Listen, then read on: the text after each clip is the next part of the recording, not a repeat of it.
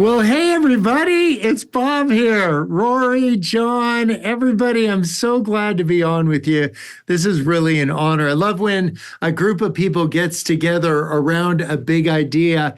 And one of the chapters in John's book is about how to put people above your own agenda. What a great thing, because we tend to make everything about us. We're like, how do we feel and how we situated? Are we hot? Are we cold? And what I want us to do is actually flip the script. And Jesus was always doing that. He said there's this reverse economy that we had. But we have to understand why we're doing what we're doing. Before we can make it about other people, we have to actually take an interest in them.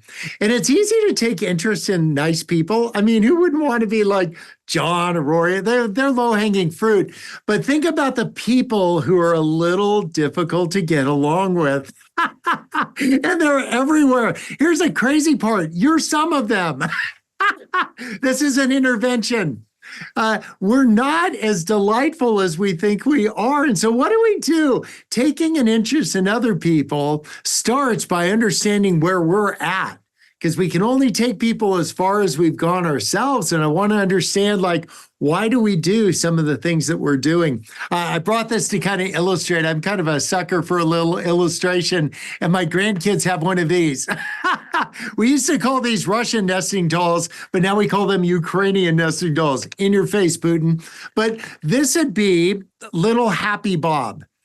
Always trying to get love and acceptance, not make anybody mad. And so I was this kid that had this big fear of rejection.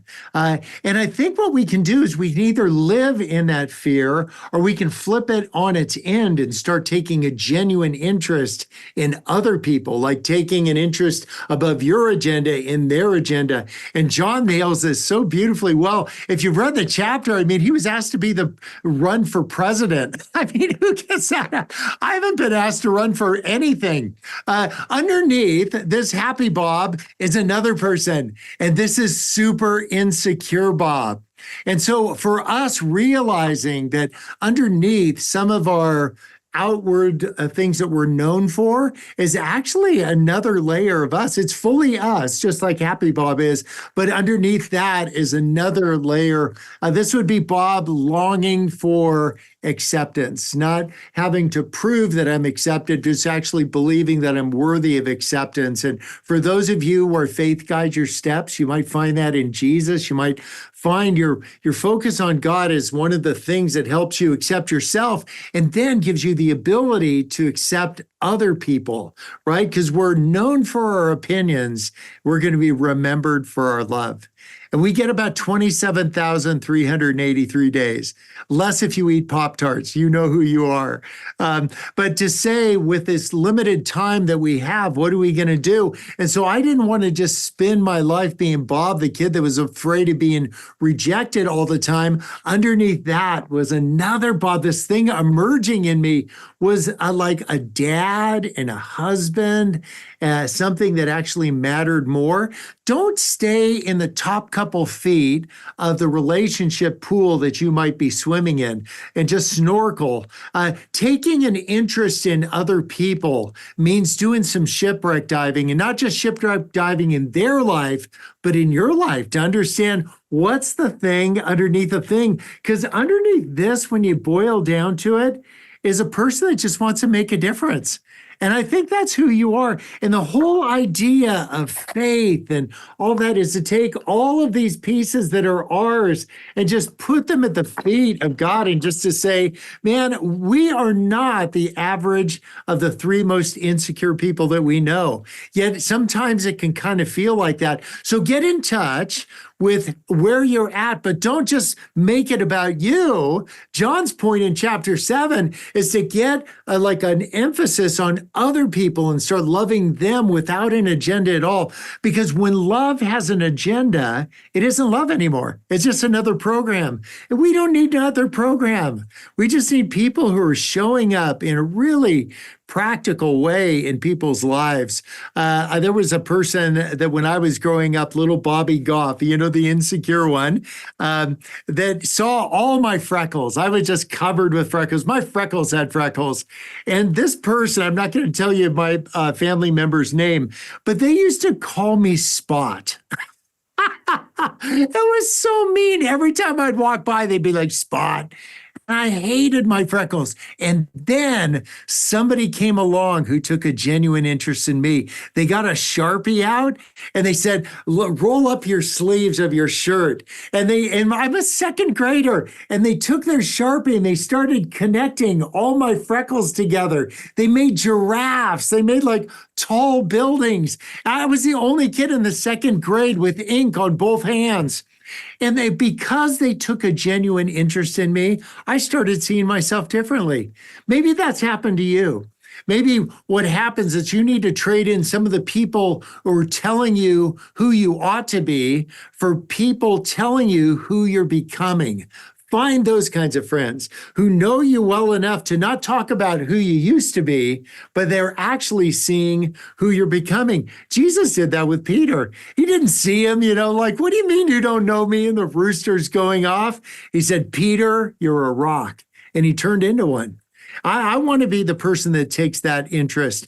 One practical tip in getting there is stop asking people, how are you? I get it. It's a North American greeting. How are you? And then they say, fine. How are you? And then you say, fine.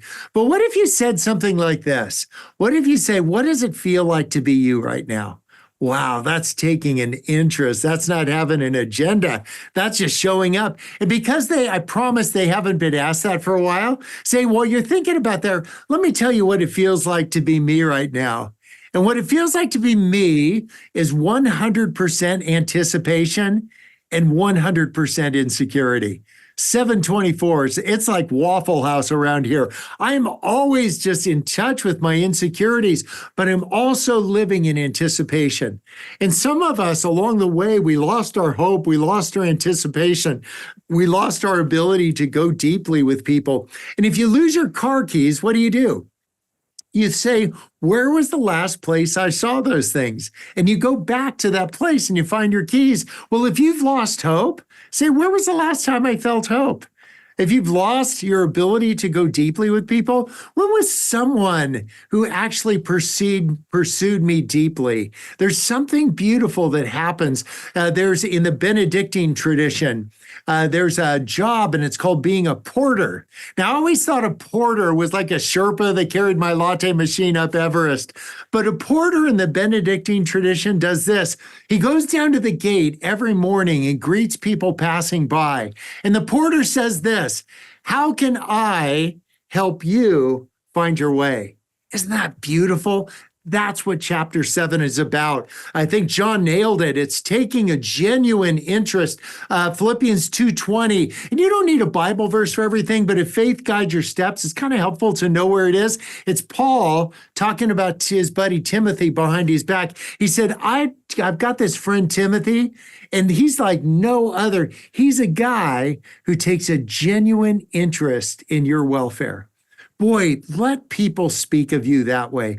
Find cues, find things that will remind you of like asking those deeper questions. Sweet Maria Goff and I, we've been married 35 years, 7 months, and 17 days.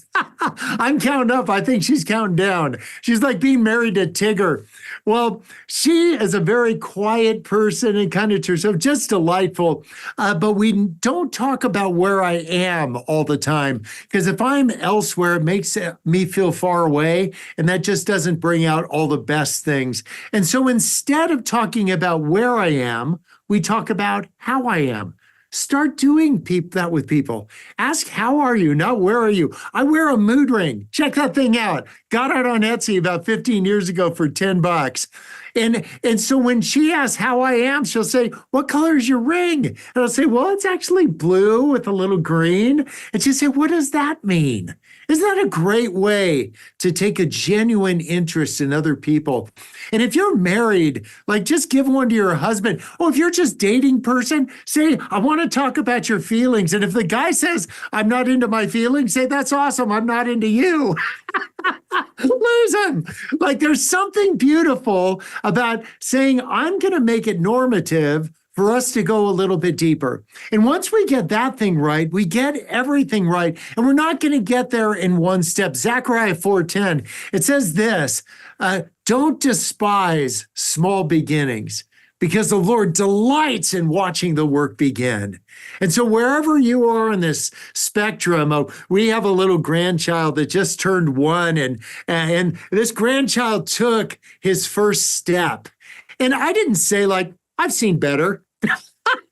Of course not. I was like, this is awesome. Celebrate those things in people. Adam Goff, who's my son, was learning how to spell his name in preschool, and he was so proud of himself. We just moved into a house we couldn't afford, and they said when you're fixing up the house, if you don't have any money, just paint the front door and put a new doorknob on it. So we could scrape together enough cash for that, and we sent the door out. They put like 10 coats of black lacquer on it, and I put a $30 doorknob on it, and I pulled in. I'm this young lawyer. Can you believe I'm a lawyer? Wouldn't it make me like settle? So we pulled in the driveway of the house, and Adam is standing by the front door with his big bird-eating grin. And I looked behind him, and he'd taken a nail and scratched his name in the door. Adam. I was like, no. And then I thought, yes. I mean, that guy is 32 years old right now. He's fixing to get his first house. You know what I'm going to do? I'm going to go scratch dad in his front door. Celebrate the setbacks. Take a genuine interest in other people's things and don't be distracted. And I want to leave you with that idea. Like, it's just so easy to live a distracted life, and we don't show up fully because we don't know why we're doing what we're doing. Some of you see this stupid Red Sox hat. I'm not a Red Sox fan. But my neighbor Carol was a huge Red Sox fan, and we knew she was going to be in heaven by the end of the week. And so Carol and I made a deal. I told her, Carol, I will wear your Red Sox hat for the rest of my life and represent the Sox here on earth. But in exchange, every time Jesus walks by you, you need to mention my name. There's a verse that said, I knew you not. I'm like, Carol. So know why you're doing what you're doing and know that you're going to be misunderstood. I mean, I go through New York wearing this cap. Oh, people are hissing at me because evidently they're rooting for the Yankees. But if they knew I was wearing my dead neighbor's hat, like they'd feel so bad. Think of this. There's a lot going on underneath somebody's cap than you think. There's a lot going on underneath somebody's sometimes prickly nature than you think. If you want to do what John was talking about in chapter 7 and put people above your own agenda, take a genuine interest in them. Ask them what's going on with the hat. And have them tell you, and I'll tell you this, you will live a more beautiful story, and the people around you will feel engaged. So don't be distracted for even one more minute. I'm up here at a retreat center we have called the Oaks in Southern California, and we're doing a writer's retreat this couple days. And Magnolia came, and we were filming a video thing up here, and they said that like the ending crescendo scene, I was supposed to take these 60 helium-filled balloons up to the top of this 60-foot high water tank and let them go, and anything to do with hot air balloons. I'm like, I'm in. But the wind is blowing like 40 miles an hour, and I'm wondering how am I going to get this big luggy frame of mine with all the balloons up, and they're just these little rebar handholds. And so I'm looking up there for about 10 minutes trying to figure out how I'm going to hold the balloons in my teeth and all that. Something catches my eye. There's a coiled rattlesnake at my feet. You guys, here's the deal. Don't let all your planning about how you're going to set an agenda for people get in the way. Just show up. Just be fully there. And I'll tell you, flipping through John's book is going to be a great way to like make you adjacent one more time to that question, why am I doing what I'm doing? And I hope where it'll lead you is this. I'm going to take a genuine interest in other people's welfare, knowing that I'm going to be known for my opinions, but I'm going to be remembered for my love, and you will too. All right, you guys, thanks for letting me jump in on the party. So long. Congratulations.